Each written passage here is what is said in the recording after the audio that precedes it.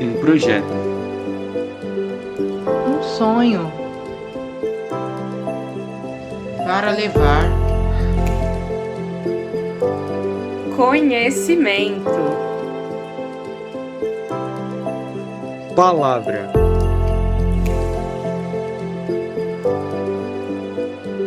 Experiências com Deus. informação, Com excelência. Ei, você está preparado para a novidade? Pode falar.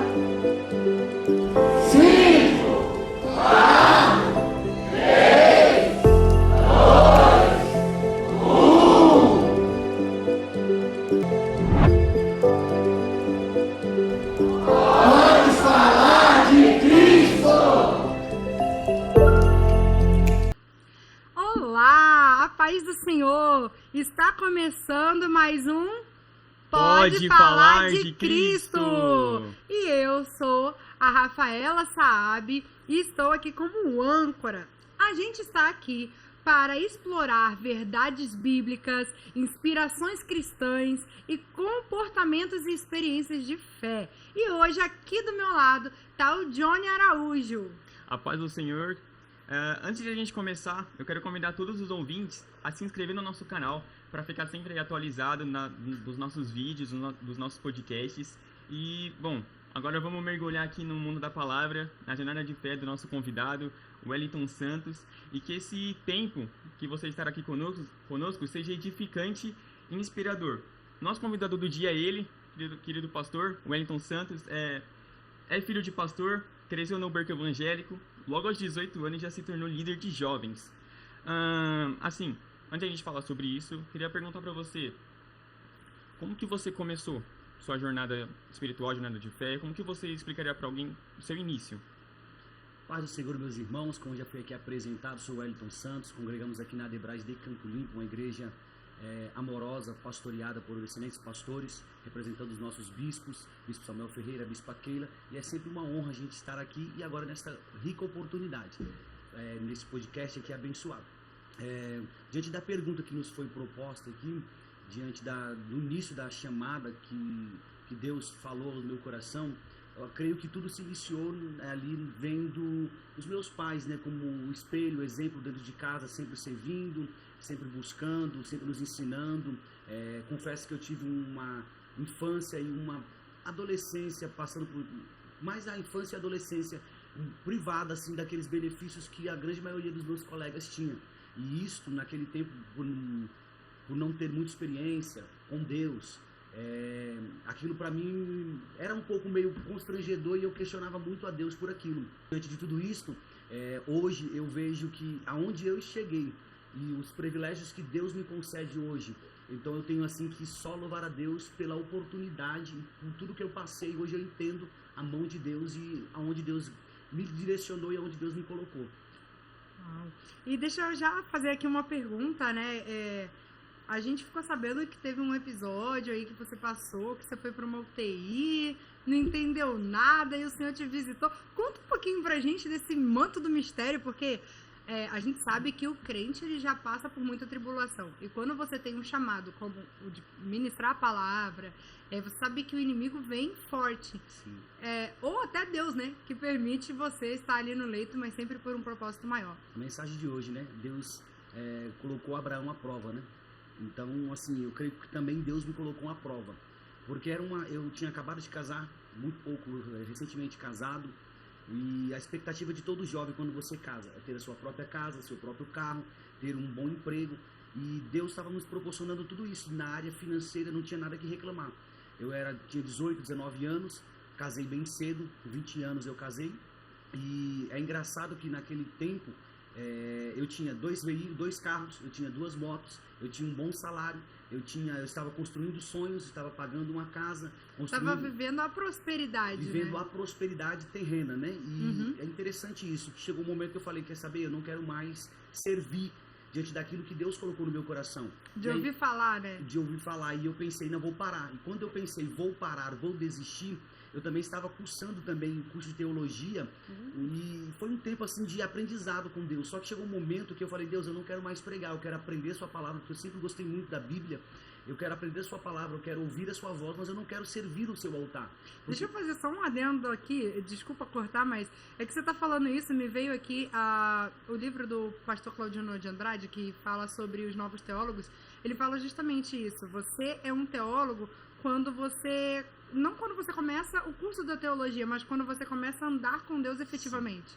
Então, quando você tem as suas próprias experiências com Deus, você já é um teólogo. Sim. E isso só se efetiva, de uma certa forma, quando você faz a teologia. Então, você está falando aqui, nossa, abriu a mente. Top. Então, e aí voltando ao assunto, então era um tempo de prosperidade para mim financeira. E eu pensei, vou parar, vou estacionar o ministério. E de repente, do nada, eu me levantei pela manhã, fui lá, peguei o carro. Quando eu entrei dentro do carro, que eu fui trabalhar, eu passei mal. Eu costumava deixar o carro no final da rua, que era um carro da empresa. Eu peguei o carro, quando eu cheguei a menos de 1 quilômetro na porta de casa, eu não aguentava me movimentar. Eu levantei, fui até o quarto da minha esposa e falei, amor, tô passando mal. Ela olhou pra mim, pelo costume que eu tenho de sempre estar brincando dentro de casa, ela não acreditou. Eu sentei no sofá e aí começou a intensificar as dores. Fui parar no hospital aqui bem próximo nosso aqui, o Serra Maior. Fiquei no hospital, cheguei lá por volta das 8, 9 horas da manhã e fui só atendido às 19 horas da noite.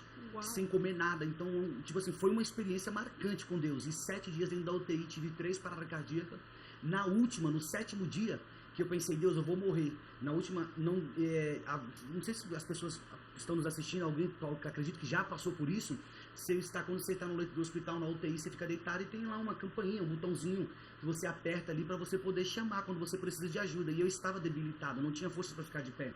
E aí eu lembro, claramente, Deus me trouxe a memória agora, que no último dia, no 7º dia que eu estava nessa UTI, deitado naquela maca, e eu questionando a Deus porque eu estava passando por aquilo, no meu pensamento eu estava vivendo o meu melhor momento financeiramente, família, tudo, conquistando sonhos, e aí eu passei mal, começou a dar um ataque, assim, os médicos descobriram o que tinha, o que eu tinha, né, e aí passava por um, por outro, ninguém descobria, eu comecei a passar mal, comecei a me bater, começou a me dar a última convulsão, e eu ali desesperado, pensei, vou pegar o botão e vou apertar o botão para chamar os médicos. Isso era de madrugada. Quando eu apertei o botão, eu fui pegar o botão, apertei o botão caiu do lado de fora.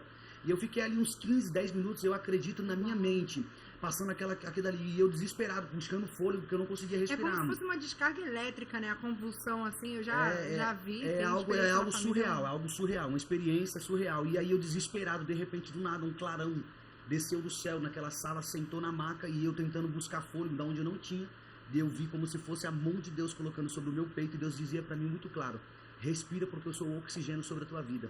Uau. E aquilo até hoje eu falo, me traz assim um sentimento da chamada de Deus marcada muito forte sobre a minha vida. Ele me trouxe a memória também que eu lembro que minha mãe conta muito claro, que quando nós moramos um tempo na Paraíba, o Senhor, certa feita, levantou um profeta muitos anos atrás, quando eu ainda frequentava o ciclo de oração, e Deus disse para minha mãe, nós somos em 3 homens dentro de casa, esse tem uma chamada no louvor, esse tem uma chamada nos instrumentos musicais, e esse eu separei para o meu altar, para a minha palavra.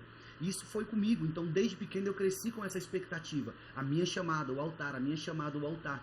E aí essa experiência com Deus, aquilo me trouxe à tona um sentimento, eu preciso voltar a pregar, eu preciso voltar a servir ao Senhor. E é interessante que quando eu passei por tudo isso, uns pastores que eu conheço, que é nosso campo também do Brás, que pastoreia um dos nossos campos lá no Paraná, em Maringá, o pastor me convidou logo que eu passei por essa experiência, ele me convidou para pregar. E eu lembro como se fosse hoje, a gente pegou o avião, entrou e fomos ministrar nessa cidade do Paraná, e chegamos lá e Deus usou de forma muito tremenda, e eu lembro como se fosse hoje, que no último dia deste congresso, pegamos lá dois dias de congresso consecutivos, que é uma DESP deles lá, né? E eu estava ministrando, o primeiro dia foi forte, no segundo dia a energia acabou. Mas quando a gente pisou o pé na igreja, a energia voltou. E foi interessante, porque quando finalizou o culto, uma senhora veio falar comigo e falou assim, ó, Deus me visitou muito forte essa tarde enquanto eu dormia, e Deus me mostrou quase toda a sua história. E Deus disse no meu coração que não é para você parar, não é para você desistir, porque o Senhor te amarrou ao altar com cordas de amor. Então você foi... Um pouco da palavra de hoje também, né? Foi que selado, você amarra no altar aquilo foi que selado, foi marcado ao altar, e a ideia ela muito simples, mas com muita autoridade da parte de Deus. Ela olhou nos meus olhos, colocou o dedo assim próximo do meu nariz, e ela disse assim, não tem como você correr do altar, não tem como você desistir da chamada, Deus te chamou para isso. E Deus fez você passar esses dias por uma experiência para você entender aonde Deus pode te posicionar e se você desistir da chamada de Deus. Uau. Aquilo para mim foi um refrigério, foi um antídoto na alma. E desde aquele dia em diante, eu não vou mentir para vocês, aos amigos que estão nos assistindo, dizer que eu nunca pensei em parar depois daquele dia. Eu pensei, mas todas as vezes que eu penso em parar, eu vejo que a chamada queima mais forte dentro do meu coração. E você lembra também, né, das promessas, do que Deus está falando. Eu acho que Deus dá esses momentos marcantes, porque quando você tem uma aflição, quando, obviamente, todos nós temos esse momento de querer desistir, de interromper uma carreira, um ciclo e falar... Deus falou que tem outras coisas para fazer na minha vida, então agora é essa hora. Agora é essa E de repente a gente quer ir pela nossa mão, Deus fala assim, peraí, não é no meu tempo, é do jeito que eu quero, e Ele te traz para uma experiência forte que você teve, né? Para que você recorde daquilo e não desista. Eu creio que é o ponto, foi o que eu ministrei hoje, o ponto geográfico que Deus tem para as nossas vidas. Quando nós saímos dele, as coisas vão acontecer. Não que quando nós estamos no ponto geográfico de Deus, Deus não vou te privar de passar por provações. Porque é interessante que nesse meu testemunho, quando eu voltei de viagem, as portas de emprego fechou. A porta fechou, tudo aquilo que eu tinha de estabilidade financeira, eu fiquei 2 anos desempregado.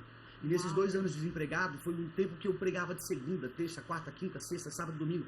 Tinha vezes que eu dormia na casa do pastor. Era um manancial fluindo ali, né? E eu não entendia, porque aquilo para mim era muito novo, aquela chamada que Deus tinha. Desde pequeno, Deus vinha segredando isso ao meu coração, os testemunhos, as pessoas contando muito próximo da gente. Só que a gente, quando você encara aquilo que Deus te chamou, quando você começa a viver os planos de Deus, é outra realidade. E aí, assim, eu tenho para mim uma coisa, e aqui também fica um conselho aos amigos que estão nos assistindo, que Deus, Ele jamais vai te colocar em um cenário que você esteja despreparado, porque Deus sempre vai nos alertar, sempre vai nos posicionar para que nós possamos nos preparar para aquilo, para o plano e o projeto que Ele tem para as nossas vidas. Aí vai de nós agora, no meu caso, como eu prego a palavra, estudar, se dedicar, orar, se consagrar a Deus. Eu sempre fui temente a Deus na questão de oração, sempre gostei muito de orar na madrugada, sempre gostei de subir um monte, até mesmo sozinho, de propósito, sempre fui nesse propósito com Deus. Quando Deus me chamou para a palavra, e aí você vê as letras, o Espírito por detrás da letra, quando você debruça na palavra de Deus, você vê o Espírito por detrás da letra fluindo, o céu falando ao seu coração, você fala, Deus me deu uma mensagem, eu preciso transmitir essa mensagem, ela não pode ficar só comigo, eu preciso passar essa mensagem para alguém. E aí muitas das vezes... Isso é muito forte, né? É uma coisa assim que Deus vai te dando ali, e é tão forte, mas tão forte que você fala assim, cara, se eu reter isso pra mim, eu tô impedindo a bênção de Deus na vida de alguém. Sim.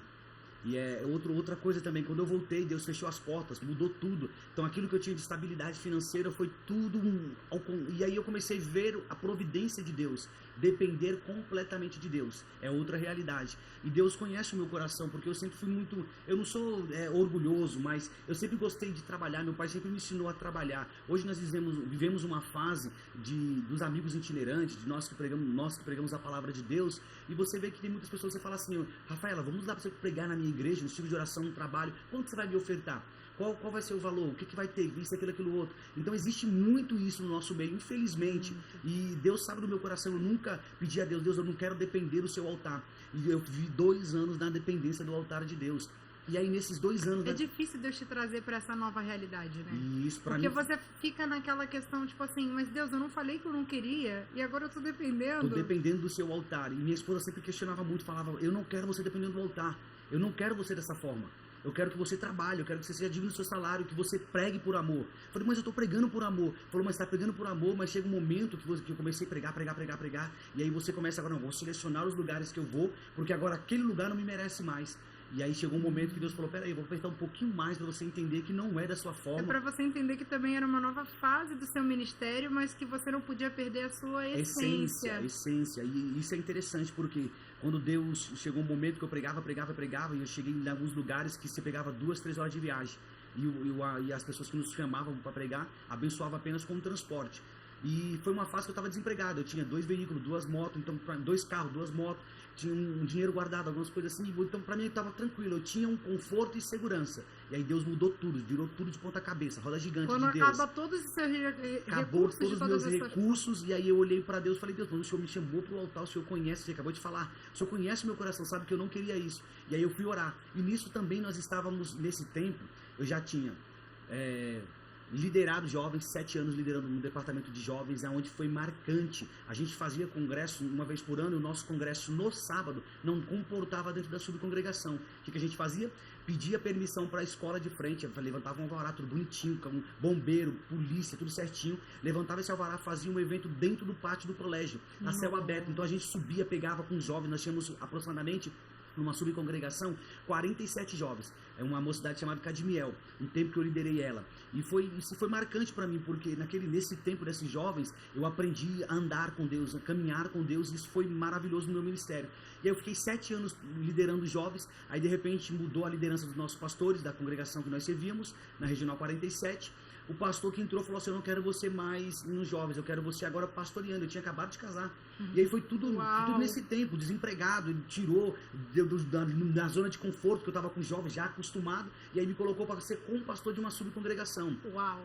Aquilo para mim foi um despertar de Deus. Por quê? Porque eu liderava, eu gostava de estar junto com os jovens, eu subia na comunhão, nós descíamos na madrugada, era maravilhoso. Só que eu não pregava a palavra. E todas as vezes Deus falava nos cultos: eu te marquei no meu altar, eu te chamei para a palavra, eu te marquei no meu altar, eu te chamei para a palavra. E eu era muito vergonhoso. Eu era longe do microfone, eu era top. Para brincar, para tudo, interagir, orar, vamos chorar junto, vamos se alegrar junto. Eu era esse cara. Agora, subia no altar, eu tremia, me dava um gelo, um frio na barriga. E não passa, né? Porque não até passa. hoje isso até acontece. Hoje acontece. Hoje eu iniciei a palavra falando sobre isso. O gelo, o frio, mas isso é bom, porque isso é a dependência, entender? Somos dependentes de Deus. É pregar a palavra com temor a Deus e tremor diante daquilo que é a responsabilidade que lhe foi confiada. E aí, voltando ao assunto, eu peguei, saí da mocidade, fui pastorear, fiquei por 8 meses sendo com o pastor. Aquilo me despertou, porque aí o pastor que estava à frente, o primeiro pastor da subcongregação, me colocou para dar aula na escola bíblica dominical. Aquilo despertou em mim o conhecimento de buscar a palavra. Então eu comecei a buscar a palavra, aquilo que eu falava para o povo, e eu via no olhar das pessoas aquele sentimento: continua, eu quero entender mais, eu estou entendendo. E as pessoas sempre falaram comigo assim: eu não sou um dos melhores pregadores, longe de mim, eu não estou falando isso aqui. Acho que foi Charles Spurgeon, se eu não me engano, que disse que o pregador é aquele que põe olhos nos nossos ouvidos. Sim. Que quando você vai ouvindo, você quer mais, mais, e você abre uma caixa. Continua. Diz que se você botar uma ideia na cabeça de um homem, a cabeça dele nunca mais vai ser do mesmo tamanho que ela era. Isso é forte, né? Isso é forte. Né? E tem a ver com a palavra isso, né? Sim, e aí foi então, tipo assim, aí eu comecei a ministrar a palavra. Eu fiquei 8 meses. Quando eu comecei a pegar gosto por aquilo que eu estava fazendo, o nosso pastor chegou e falou assim: eu não quero mais você aí agora, como pastor. Aí eu, como assim? Agora que eu tô gostando? Aí eu comecei, agora que eu já me acostumei. Agora que eu me acostumei, aí eu fui, aí a igreja não tinha jovens, a gente começou com o departamento de jovens, 16 jovens, e aí foi crescendo a igreja, e na hora que eu pensei, agora que eu vou sair, e eu aprendi uma coisa com um antigo pastor muito amigo, ele falou pra mim assim: Wellington, quando você estiver à frente de um departamento, à frente de uma obra, algo que Deus lhe confiou, que trabalhe com outras pessoas, quando chegar os melhores momentos desse departamento, esse será a hora que Deus vai mover a mão dele e te tirar dali. Deus jamais vai te tirar de um lugar onde as coisas não estão estáveis e onde Deus não é o centro do lugar. Quando chegar os melhores momentos que você olhar para Deus: nossa, agora é hora de eu voar, agora é hora de eu ficar tranquilo, agora é hora só de administrar, é hora que Deus te tira da zona de conforto e te coloca em outro lugar. E aí foi interessante, porque eu pensei: agora eu tô tranquilo aqui pastoreando, comecei a pegar gosto, agora eu vou pra cima. Aí foi a hora que Deus falou assim: agora eu não quero mais você aí. Meu pastor falou assim: agora eu vou te tirar daí. Eu falei: como assim? Ele falou assim: agora eu quero você aqui na nossa congregação, e eu quero que você, porque era uma sub, eu quero você na congregação, e eu quero você à frente do departamento de jovens na UMADESP. Você vai tomar a frente agora da UMADESP. Peraí, deixa eu ver se eu entendi então. Você era líder local, De Deus uma te sub. tirou, te colocou Em como outra pastor sub. em outra sub e te trouxe para um lugar mais alto. Trouxe para a congregação. Aí trouxe para a congregação. Na congregação, o pastor me colocou para liderar os jovens. Só qual era o meu sentimento? Só que aí já é nível regional, já Nível é regional. outro nível, né? Só que eu não tinha a noção, porque muitas vezes a gente não tem a noção do entendimento, de entender que eu pensava comigo: ele sendo como pastor é uma posição de honra. Agora que eu comecei a pegar gosto, top, legal. Aí quando eu pensei... Só que Deus te tirou das sombras e te trouxe pro holofote. Aí eu pensei: vou para uma dessas, vou voltar a trabalhar com jovem dá dor de cabeça. Cara, eu tô casado, não quero mais isso, não quero isso pra mim. Falei: para de graça. Aí Deus: não é assim não, calma. Aí beleza, aí fomos pegando gosto pela UMADESP, trabalhando com jovens. E nisso foi um alavancar, o start de Deus na minha vida. Por quê? Porque eu comecei a conhecer novos pastores, pegar afinidade, trabalhar com outra visão, visão da sede, uma visão do nosso líder. Outra coisa, a gente começou a implantar isso na congregação. Isso foi abrindo portas para mim, para pregar fora de São Paulo. E então eu não entendi a proporção daquilo que Deus tem, porque muitas das vezes a gente não vai entender a proporção da mão de Deus agindo. Cara, isso é muito forte. Porque o que acontece, Rafa, isso aqui é simples. Dentro dessa sala aqui, a nossa visão se limita a essas 4 paredes que nós estamos aqui presentes nesse ambiente. Mas o que Deus enxerga para mim, o que Deus enxerga para você, Rafael, o que Deus enxerga para você, meu amigo, é muito maior do que aquilo que a gente pensa ou imagina. Então a gente nunca sabe aonde Deus pode nos levar. Cara, gente, desculpa interromper, mas isso é muito show. Não sei se Deus tá falando com você aí, mas Deus tá falando comigo aqui. Comigo também. O manto é no culto, mas também depois no podcast tem mais manto pra sua vida. Deus é maravilhoso. Meu Então, Deus. para completar a linha de raciocínio, deixa ser boca de Deus na tua vida, você que está nos assistindo e talvez não pôde estar hoje presente na nossa abertura do Janeiro Profético. Talvez você não está entendendo a mão de Deus agindo, a mão de Deus se movimentando ao teu favor. Mas uma coisa que Deus me falou hoje ao coração e eu ministrei na igreja é: o ponto geográfico que Deus tem para a tua vida não se limita nos seus sonhos e projetos. Mas tem Deus para realizar. Mais tem Deus para fazer. Comece a olhar para o autor e consumador da tua vida e você viverá sonhos, milagres, coisas maiores, que não se limita apenas na sua ótica. A ótica de Deus, ela é divina, ela é maravilhosa. Bom, o Johnny tem umas perguntas aqui ainda Tô falando demais, eu tô falando demais. Né? Não, mas é gostoso, né? A gente que tá acostumado, vai lá. Como que, bom, lá do início da sua vida ministerial, você sempre quis ser pastor? Ou você, desde pequena, tu já via você como sendo pastor, ou você via outros ministérios cantando? Eu confesso que no início, de quando a gente começa a entender quem é Deus e caminhar com Deus, eu sempre olhava para os músicos, eu sempre desejei tocar um baixo. Eu sempre me via dedilhando aquele baixo, aquele bam, bam, bam, bam, bam, bam, bam, bam, bam. Eu sempre me via fazendo aquele chacoalhar que eles fazem, sabe? Aquela introdução, eu sempre me vi fazendo aquilo. Mas se eu começar a cantar aqui, os irmãos falavam, para, pelo amor de Deus. Mas você chegou a tentar? Nunca cheguei a tentar. Nunca cheguei a tentar tocar. Uma vez eu falei, vou entrar na aula de violão, porque começa pelo violão e você vai desenvolvendo, vai crescendo e vai embora. Eu sempre tive esse desejo, mas nunca fui atrás. E aí, de repente, Deus me lançou onde eu estou hoje e estou aí vivendo as promessas de Deus. Quando que foi que você percebeu que sua vocação, seu chamado era pregar mesmo a palavra? Olha, eu vou ser sincero para você, sem querer ser modesto. Até hoje, eu questiono muito a Deus, porque quando a gente olha as nossas limitações, minha sogra mesmo brinca muito comigo, ela fala assim, eu não sei como que Deus tem capacidade de te usar no altar, porque ela brinca comigo, você conjectura os verbos errados, você faz isso, faz aquilo outro, você precisa buscar mais conhecimento nessa área para que você possa melhorar. Eu entendo ela e recebo isso, e ela fala, eu não consigo entender como você lê muito e você quando está pregando é uma pessoa e quando está falando com a gente é outra. Então, eu acho que o nervoso tem tudo a ver com isso. Nossa, é engraçado, né? Porque a gente parece até meio analfabeto, né? Um negócio assim, parece que some tudo da sua cabeça. É igual letra de música. Você pensa assim, cara, se eu tiver oportunidade hoje, eu vou cantar esse, eu vou cantar aquele, vou cantar aquele. Aí, de repente, te chamam e você, caramba, sumiu tudo. O que eu vou cantar? E pregar é assim também. E outra coisa também, você falou agora acerca de chamada. Eu tentei, não na área do instrumento, mas quando a gente era dos jovens, quando a gente era dos adolescentes, melhor dizendo, eu lembro que nós montamos um grupo, um quarteto. Era eu, meu irmão mais novo e mais 2 colegas da igreja. E a gente começou a cantar. E aí cantava, só que os caras olhavam e falavam, mano, tem 2 ali no grupo que canta top, agora tem 2 caras que afundam o grupo. E aí a gente teve umas 5, 6 oportunidades, aí o pastor falou assim, como a gente tinha na nossa congregação 5 sub, vocês vão cantar em todas as subs. Aquilo pra nós foi top, legal, a gente tinha que começar no ministério, e aí vamos cantar, a gente ia cantar nas subs. E aí chegou um momento, depois que a gente parou, a gente pensou, falou assim, mano, tem alguma coisa errada. Tem 2 que cantam muito, cara. Os caras têm Deus na vida no louvor. Agora tem 2 que é ruim. E eu era um dos 2 que era ruim. E aí aquilo foi pra... O pessoal, os amigos falavam, não, você não deve cantar não. Faz só o solo, junto com o pessoal. Entra no coro. E aquilo ali foi despertando e eu comecei a entender. Não é a minha praia, não é a minha chamada, não é o que Deus tem pra mim. Hoje em dia você pensa em tentar mais uma vez? Não tenho. É uma pergunta. Eu tenho curiosidade. Você já foi tímido? Sempre fui. Acho que até hoje eu sou tímido. A esperança. Pra todos nós, né, gente? Todo mundo já percebeu que eu sou bem tímido, né? Mas vai soltar, eu acho que a experiência vai moldando o seu caráter e você, daqui a hoje, acho que tudo é muito novo, até o podcast também é muito novo, e aí no decorrer da experiência você vai se amadurecendo, depende da sua dedicação. Eu tenho uma pergunta, que conselho você daria pra alguém que pensa em começar a pregar a palavra? uma pessoa que está pensando em começar? E é uma boa pergunta. Hoje nós vemos muito nas nossas igrejas, e eu vejo isso, eu acho que numa ótica pastoral, que falta obreiros. Obreiros que queiram trabalhar na obra, porque hoje, quando você fala de chamada, as pessoas pensam em pregação e louvor. Então, qual que é a visão de todo jovem hoje, quando ele entra para dentro de uma igreja? Eu quero que Deus me use assim.